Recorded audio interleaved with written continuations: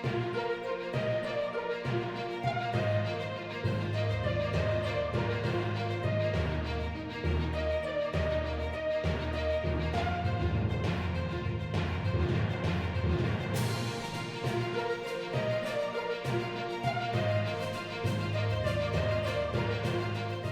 उत्तराखंड के लिए मौसम की बात करते हैं तो आज 6 तारीख आपकी मई की है और अभी देख रहे हैं कि 2-3 दिन से जो तापमान हमारे करीब 3 से 4 डिग्री तक सामान्य से ऊपर है। हालांकि 40 डिग्री और ऐसे जो है बहुत क्रॉस नहीं हो पाए, 40 तक राउंड ऑफ में पहुंचे हैं एक आध जगह में, तो 3 से 4 लेकिन फिर भी जो है सामान्य से ऊपर है। और इसकी वजह से कहीं ना कहीं मैं कहूंगा कि मैदानी क्षेत्रों के अगर तापमान की बात करें तो करीब 39 से 40 के आसपास हो रहे हैं और इसी तरह हिल्स में देखें तो वहां पर भी 28 से 29 के आसपास हो, 2000 मीटर और उसके आसपास से, तो काफी ड्राई रहा 2 से 3 दिन अगर मैं बात करूं। लेकिन अब आगे आप देखेंगे आज से अगर मैं बात करूं तो थोड़े तापमान आज से ही 1-8 डिग्री की कमी आनी शुरू हो जाएगी 6 तारीख से ही।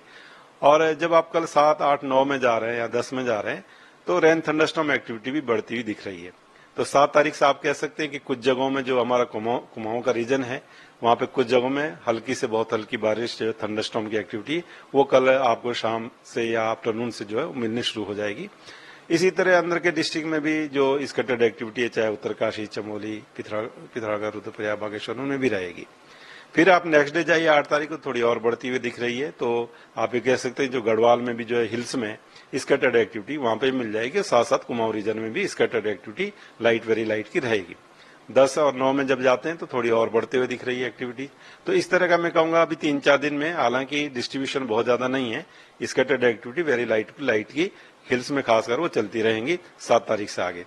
जब आप 11 तारीख में जा रहे हैं तो जो डिस्ट्रीब्यूशन है वो बढ़ रहा है और साथ साथ जो इंटेंसिटी की भी बात करें तो लाइट से मॉडरेट जो रेनफॉल जो है वो मिलने शुरू हो जाएगी 11, 12, 13 में। तो 11 में भी मैं कहूंगा कि जो है अनेक जगहों तक में हल्की से मध्यम जो बारिश है वो आपको उत्तराखंड में देखने को मिलेगी। 12 तारीख में कहूंगा कि ज्यादातर जगहों में हल्की से मध्यम बारिश जो है वो देखने को मिलेगी। 13 से फिर थोड़ी कमी आनी शुरू होगी, तो आप ये कह सकते हैं अनेक जगहों तक या कुछ जगहों तक में 13 तारीख में मिलेगी, उसके बाद फिर थोड़ा साफ होना शुरू हो जाएगा। तो ये जो 4 से 5 दिन कहूंगा या 1 वीक का ही कह लीजिए, 7 तारीख से लेकर 13 तारीख तक जो है, तो इसमें एक्टिविटीज है, रेन थंडरस्टॉर्म की एक्टिविटीज है। तो जो अभी तक तापमान काफी बढ़े थे उसमें बहुत राहत मिलेगी, काफी कम हो जाएंगे वो। आप देखेंगे वो सामान्य 2-3 दिन बाद आप देखेंगे कि वो सामान्य उससे भी नीचे आ जाएंगे। और इसी तरह जो फॉरेस्ट फायर अभी आपका चल रहा है, जिसकी वजह से कहीं ना कहीं काफी नुकसान जंगलों को हो रहा है, तो उसमें काफी राहत मिलने वाली है, ग्रेजुअल मिलेगी। अभी 2-3 दिन तो बहुत ज्यादा एक्टिविटी, जैसे मैंने बोला कि सब जगह नहीं है, कुछ जगहों तक में वो चीजें हैं, लेकिन 11 से जैसे बोला कि ज्यादातर जगहों में चीजें मिलनी शुरू हो जाएगी। तो तब 11, 12, 13 अगर बात करें, इसके बाद तो मैं कहूंगा कि 12 तारीख से 11 तारीख से जो फॉरेस्ट फायर पूरी तरह से जो है वो कंट्रोल हो जाएगा, खत्म हो जाएगा और तब जंगलों को मैं समझता हूं कि जो है उसमें काफी राहत मिल जाएगी। साथ में जो कृषि का, तो इसमें हमने पहले भी बोला था, 2-3 दिन पहले मैंने वीडियो डाला था कि अभी 6 तारीख 7 तारीख तक जो भी फसलें तैयार है उसको काट करके अपना सुरक्षित रख लें, उसके बाद जो बारिश की एक्टिविटी वो बढ़ने वाली है। तो कहीं ना कहीं 10, 11, 12, 13 में अच्छी बारिश मिलने वाली है और इसमें जहां बारिश के साथ साथ जो ओलावृष्टि होती है वो भी कहीं ना कहीं पर देखने को मिलेगी। इस दौरान आप कह सकते हैं 8 से लेकर 12 के बीच में, तो ये चीजें भी मिलती रहेंगी, तो वो भी फसल के लिए फिर कहीं ना कहीं नुकसानदेह है। तो थोड़ा ये कोशिश करें कि कल तक जितना भी हो जो फसलें हैं उसको जो है तैयार फसल को जो है वो रख लिया जाए। जी, केदारनाथ यात्रा भी 10 तारीख से 4 धाम यात्रा शुरू हो जाएगी, तो उसको लेकर के क्या है अभी की, क्या ध्यान रखना चाहिए, कैसी स्थिति रहेगी इस रूट पर?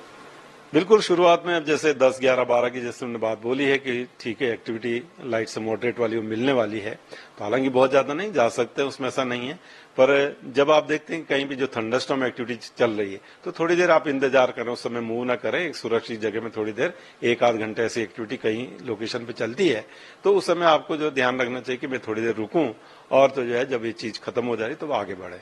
दूसरा चीज है कि जो लोग वहां जाएंगे, क्योंकि वहां बारिश हो जाएगी तो कहीं ना कहीं टेम्परेचर वहां डाउन होते हैं, तो अपने जो वुलन्स वगैरह है या एक जो किट होना चाहिए कि आपको बारिश से बचने के लिए और ठंड से बचने के लिए, वो बिल्कुल साथ में उनको रखना चाहिए। तो 10, 11, 12 में जो आपके 4 धाम लोकेशन है उनमें भी बारिश मिलेगी, बारिश रहेगी। हालांकि अगर टेम्परेचर डाउन की मैं बात करूं ज्यादा तो वो 12, 13 में होंगे, 10-11 में उतने डाउन नहीं होंगे टेम्परेचर्स, क्योंकि थोड़ा जो सिस्टम है ईस्ट की तरफ से आ रहा है तो थोड़ा गर्म ही रहेगा, वार्मिंग रहेगी। लेकिन जब 13-14 के वापस रिट्रीट करेगा उस तरह से, तो तब उसमें जो है आपको टेम्परेचर गिरेंगे। तो 13-14 में टेम्परेचर खासकर जो है, ऐसे भी उच्च हिमालयी क्षेत्र है तो वहां पे बिल्कुल ठंडा रहता है। आपको पूरी वुलन लेके अपनी तैयारी के साथ बिल्कुल जाना चाहिए जी। अगर आप ये वीडियो YouTube पर देख रहे हैं तो हमारे चैनल को सब्सक्राइब करें और बेल आइकन को दबाना ना भूलें। अगर आप Facebook पर ये वीडियो देख रहे हैं तो हमारे पेज को लाइक करें।